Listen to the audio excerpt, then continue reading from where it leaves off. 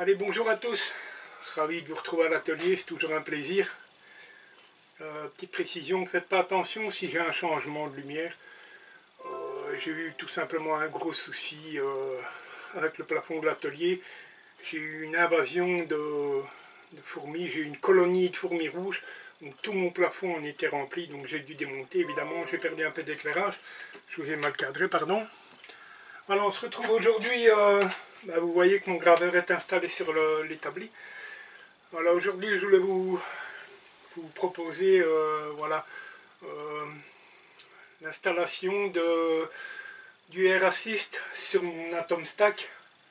Alors, pour ce qui est de l'installation, je vais vous filmer ça, vous montrer un peu comment j'ai procédé par la suite.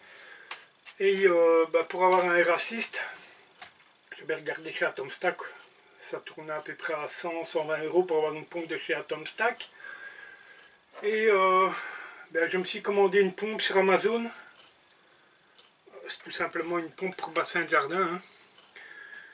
C'est une pompe qui fait 18 watts et qui délivre 36 litres d'air à la minute. Donc elle est toute petite. Voilà. Je vous mettrai le lien Amazon bien entendu dans la description. Et je ne vous cache pas que j'ai déjà fait quelques tests. Quand j'ai fait l'installation, ça fonctionne relativement bien. Et le coût est bien moindre plutôt que de passer chez Atom Stack. Voilà. Donc pour ce qui est de l'installation sur mon graveur, je sais qu'il y a déjà énormément de vidéos, mais je sais que ça peut intéresser certains de mes abonnés. Donc voilà, moi sur le Atom Stack, j'ai fait un petit système maison. Pardon, excusez-moi. Donc j'ai utilisé du tube,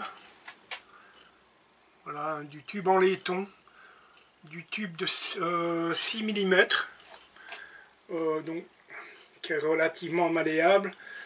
Le trou est pas très gros, donc pour le cintrage, moi ça m'a permis de passer un fil à l'intérieur et de pouvoir le cintrer, mais vous allez comprendre pourquoi j'ai dû le cintrer pour l'installer sur le graveur. Donc pour ce qui est du tuyau, tout simplement du tuyau d'aérosol ou de pompe pour bassin de jardin, ça fait largement l'affaire. Et donc je vais vous placer un peu plus près.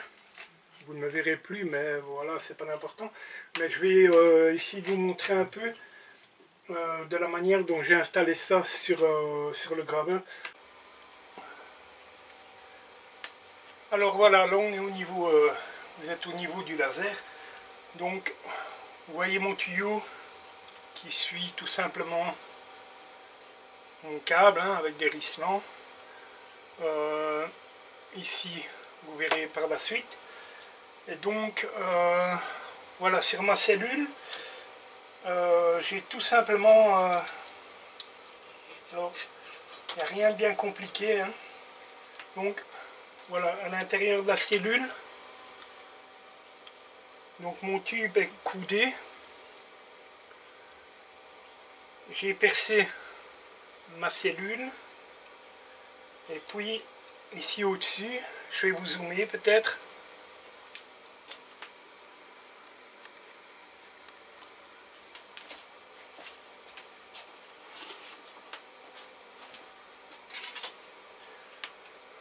Voilà, donc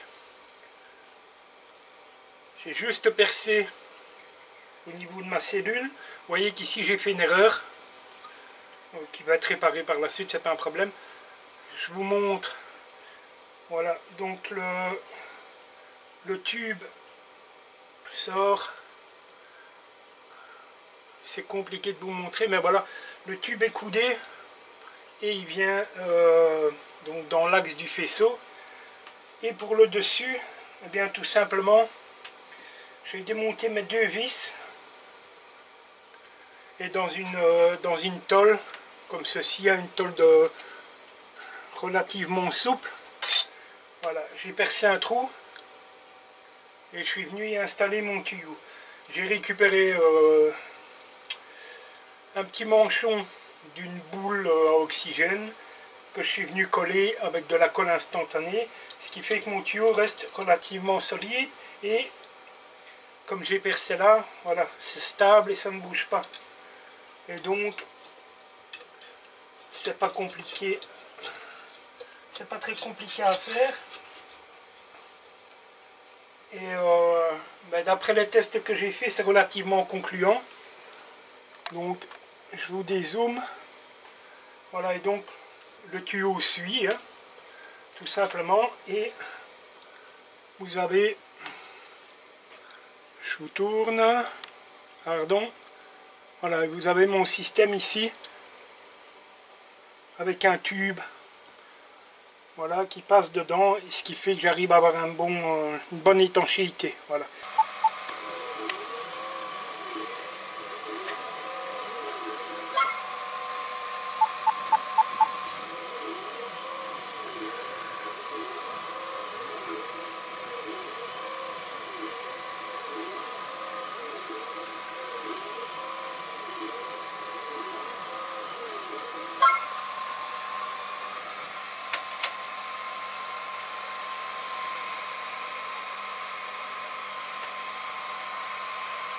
Là on est reparti, mais avec le Air Assist.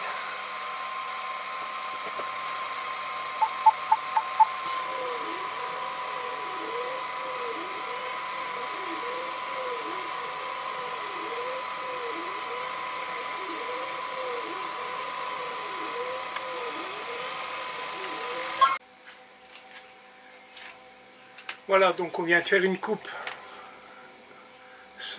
sans la pompe et une coupe avec la pompe.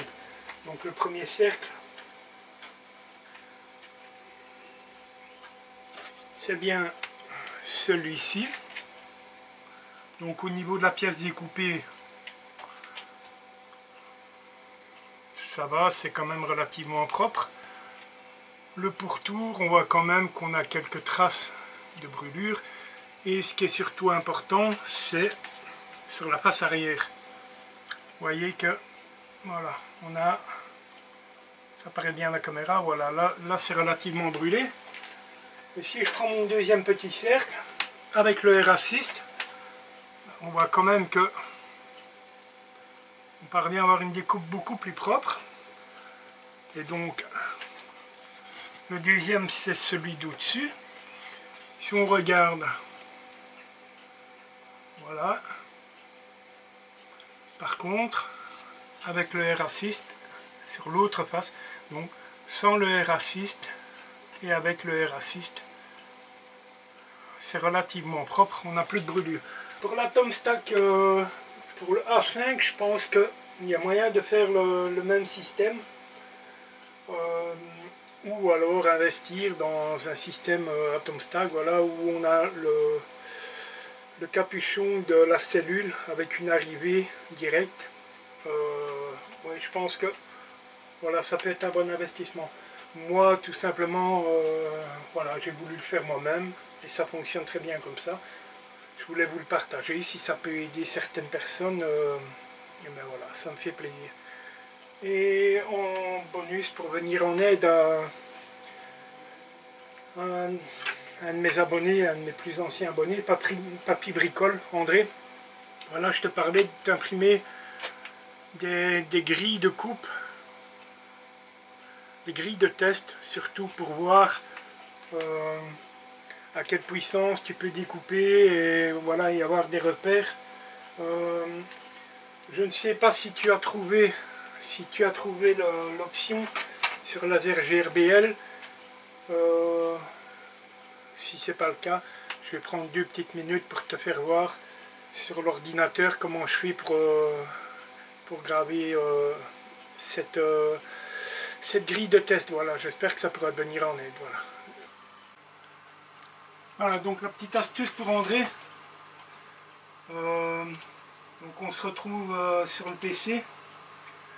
Et donc en haut à gauche sur laser GRBL, André, tu as donc le GRBL, le fichier, et ensuite tu as le Nikon Generate. Et là tu as Power et Speed, Cutting Test. Donc si tu cliques sur Cutting Test, voilà, Je vais te zoomer un peu. Voilà, et tu obtiens donc cet écran là. Et donc il te règle lui-même les puissances et les vitesses et le nombre de passes. Et donc moi c'est ce que j'ai fait en fonction du bois que j'utilise. Donc moi c'est du contreplaqué de 2 mm, et j'obtiens, voilà, et j'obtiens ma grille de test, André. Donc ici c'est pour la découpe. Tu peux ajouter autant de nombre de carrés que tu veux, et ça te permet de voir le nombre de passes et la vitesse de travail. Et tu vois avec le nombre de passes et la vitesse de travail le résultat que tu obtiens. Voilà, nous voilà à la fin de la vidéo. Donc j'espère que la petite astuce pourra t'aider, André. Donc encore une fois, tu obtiens une grille comme ça, et voilà, donc tu as le nombre de passes, la vitesse, pas la vitesse, pardon, la puissance, excuse-moi.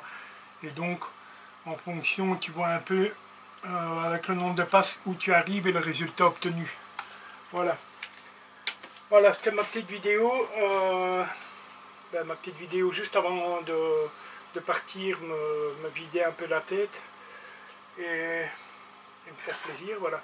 Donc, je vous mets le lien pour la pompe et voilà, et l'installation. Voilà, avec ça coûte pas grand chose, ce genre de petit tuyau.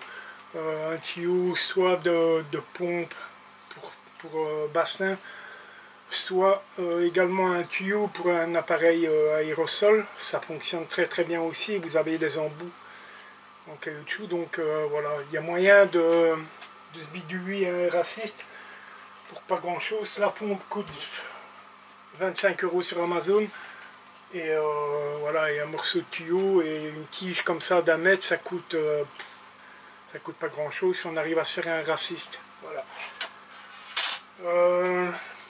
Voilà, moi je m'arrête là pour le moment. Je vais me ressourcer, on se retrouve très bientôt. En tout cas, si vous avez le soleil, profitez-en, parce que voilà, on n'en a pas beaucoup.